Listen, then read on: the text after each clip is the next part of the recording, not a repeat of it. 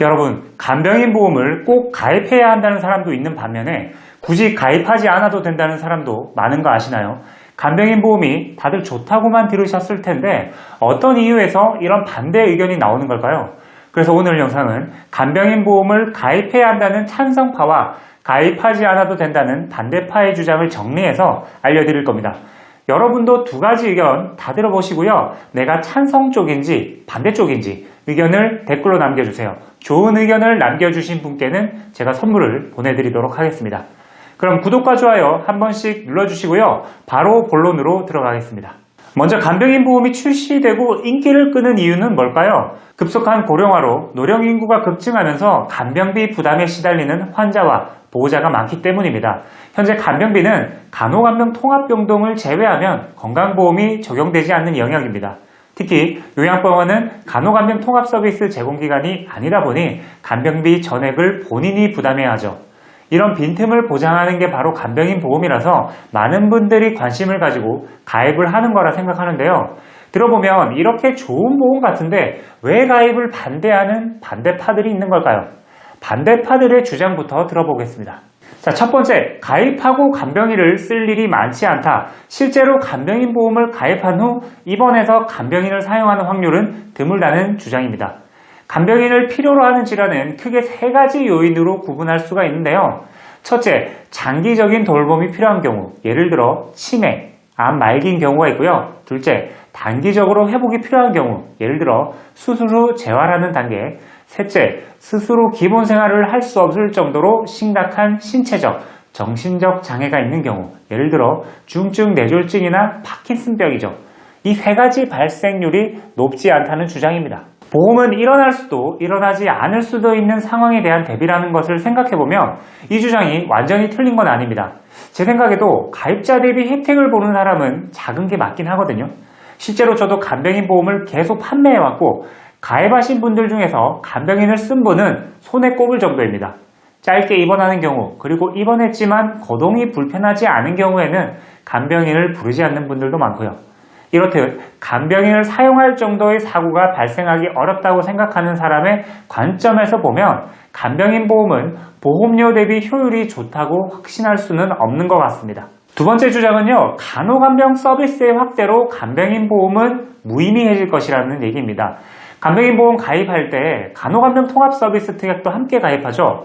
그런데 그거 아시나요? 간호간병 서비스가 현재 엄청나게 확대되고 있다는 걸요. 간호간병 통합 서비스는 환자가 입원했을 때 보호자가 상주하거나 사적 간병인을 고용하지 않고 간호사, 간호조무사, 요양보호사에게 간병을 포함한 입원 서비스를 제공하는 제도입니다. 건강보험이 적용되며 당연히 간병인 부담은 감소하죠. 저렴하게 질 높은 입원 간병 서비스를 받게 되는 건데요. 보건복지부에서는 2024년 1월 보도자료를 통해 간호간병 통합 서비스의 확대를 발표했고 이용 환자를 22년 200만 명에서 27년 400만 명까지 늘리겠다는 방안을 내놓았습니다. 이렇게 되면 국민들의 간병 부담이 24년에서 27년 사이에 총 10조 6,877억 원이나 줄어들 것이라고 예상하고 있는데요. 이런 서비스가 더 많아진다면 여러분들도 간호간병 서비스를 받지 않을까요? 이렇게 간호간병 서비스가 자리를 잡으면 비싸게 가입한 간병인 보험은 무의미해질 수도 있다는 주장입니다. 제가 봤을 때 국가도 초고령화 사회인 것을 알고 있고 이를 방치하지 않고 방법을 마련하는 것 같습니다. 이런 변화의 흐름도 파악하는 것이 중요하다고 생각되는데요. 여러분 생각은 어떠신가요? 자, 세 번째, 간병인 보험 체증형은 의미가 없다. 보통 간병인 보험을 가입하면 체증형으로 가입하는 경우가 많습니다. 체증형은 간병인 지원 비용이 보통 5년마다 가입 금액의 몇 %씩 올라가는 건데요. 이는 간병인의 인건비 상승을 감안해서 만들어진 상품입니다. 지금 간병인을 사용하더라도 15만 원 정도면 문제가 없지만 장기적으로 바라보면 15만 원은 분명히 부족할 것이다. 그러니까 체증형으로 가입해야 한다. 이 얘기죠. 그런데 여러분, 2023년 5월 전국 보건의료산업노동조합에서 발표한 보도자료를 보면요.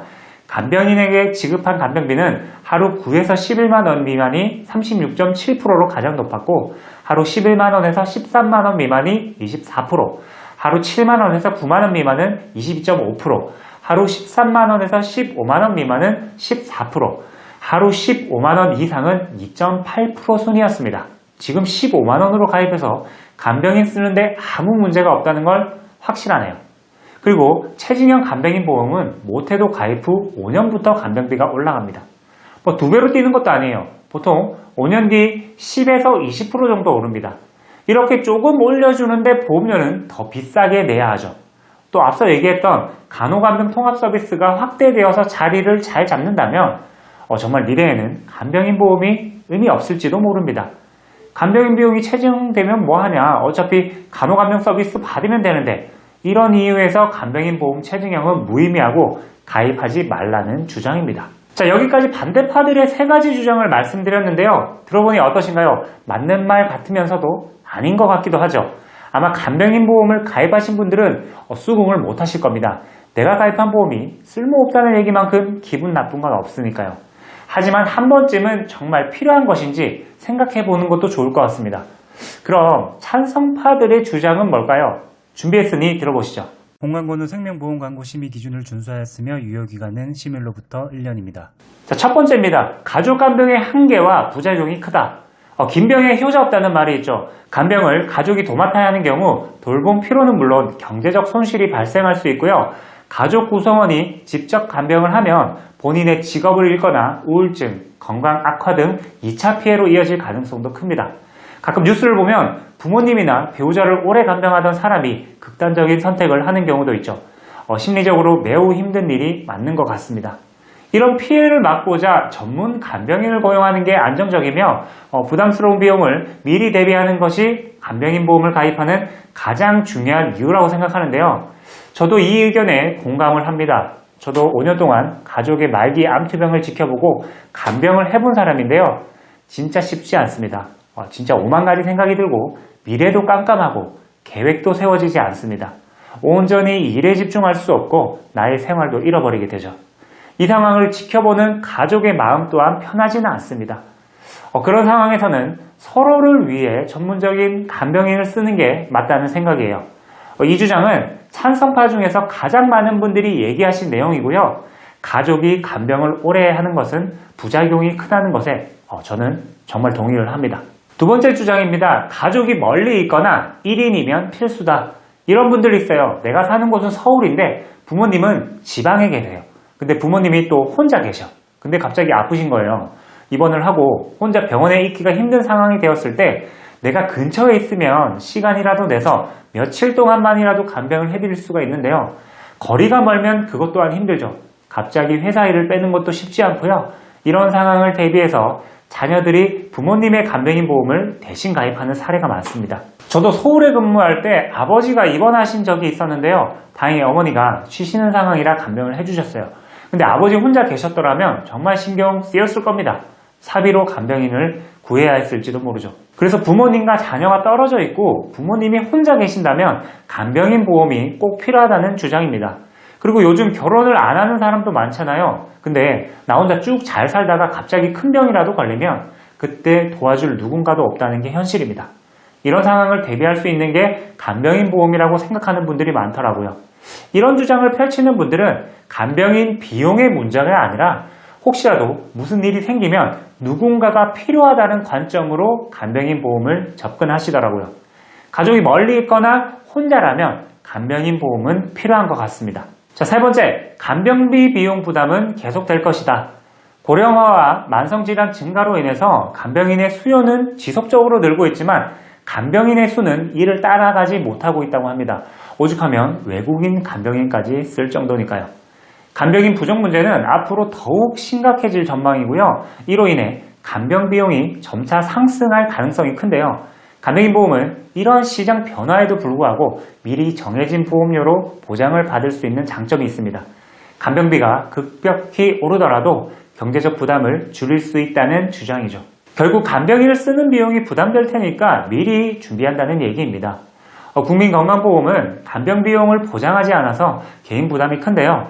가족력이 있는 만성질환이 걱정된다거나 장기 입원이 필요한 경우 간병비는 중산층 가정이라도 재정적 위기를 겪게 할 수 있다고 생각합니다.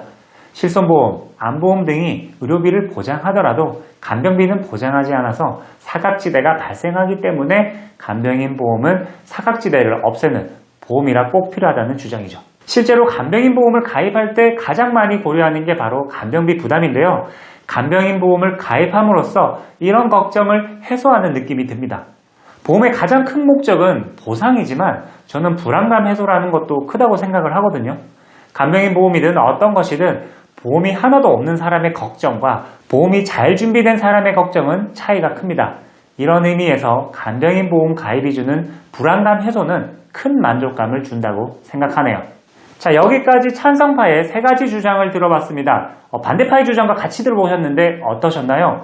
나는 어느 쪽으로 생각이 기우는지 느껴지시나요? 이 영상을 보시는 분들 중에는 간병인 보험을 가입한 분도 있을 거고 아닌 분도 있을 겁니다. 할까 말까 고민하는 분도 있겠죠. 어떤 상황이든 오늘 내용이 도움이 되셨으면 하고요.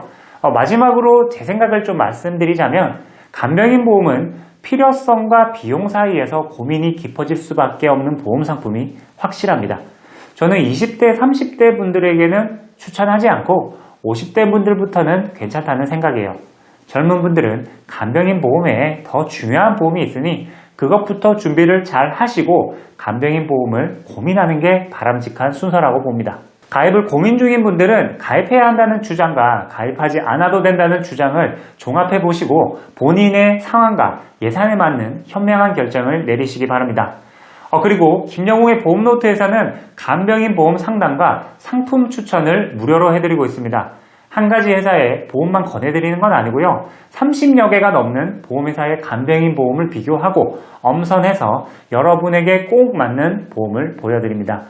상담 신청은 영상 상단에 제 전화번호나 고정 댓글에 카카오톡 1대1 채팅방을 통해서 연락 주시면 됩니다.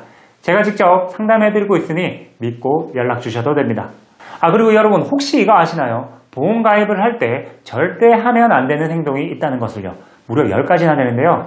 이것만 잘 지켜도 실패 없는 보험을 가입할 수 있습니다. 앞에 떠 있는 영상을 클릭하시면 제가 좀 더 자세히 알려드릴게요. 본 광고는 생명보험 광고 심의 기준을 준수하였으며 유효기간은 심일로부터 1년입니다.